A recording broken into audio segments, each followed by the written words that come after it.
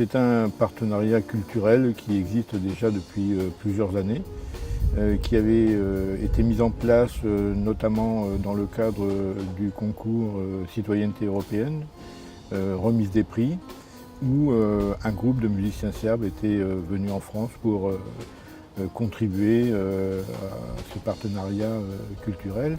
Ensuite, nous sommes allés à Niš l'année suivante.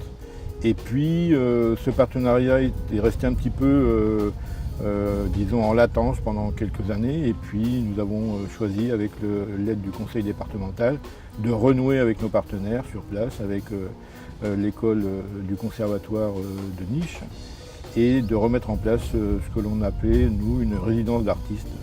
Et c'est dans ce cadre-là qu'aujourd'hui, nous accueillons Vladimir Jelenković, qui est un jeune musicien serbe, pianiste, qui vient de terminer ses études au conservatoire de Niš, qui vient ici en résidence pendant 2 semaines pour travailler avec les élèves. Ça nous permet d'avoir un avis extérieur d'une personne, comme a dit Sonia, professionnelle.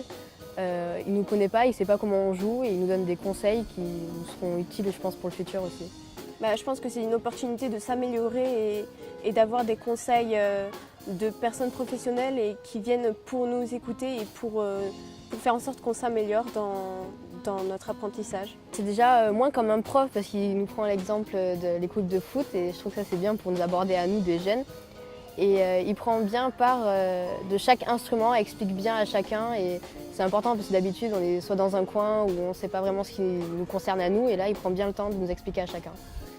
Music is one language also. I don't know very good French, they don't know Serbian, so the jazz music, the jazz, it's like another language for us. Alors la résidence, l'intérêt c'est les échanges qui sont produits entre Vladimir et les élèves et finalement un renouveau pour eux dans les conseils, dans la façon d'aborder la musique.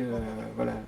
Et la proximité d'âge aussi, puisqu'il doit avoir 22 ans, Vladimir, et pour eux c'est important pour les élèves de voir des jeunes musiciens, voilà, d'entendre leurs conseils et de découvrir leur vision de la musique. Nous avons également prévu de nous rendre avec un groupe d'élèves au festival de Niš, qui est un festival de jazz de renommée importante dans les Balkans, au mois d'août 2017. Donc Rémi Palmiro, le professeur de jazz de l'établissement, se rendra avec 6 élèves pour présenter un groupe programmé dans le cadre du festival de jazz de Niš, je crois le 9 août 2017.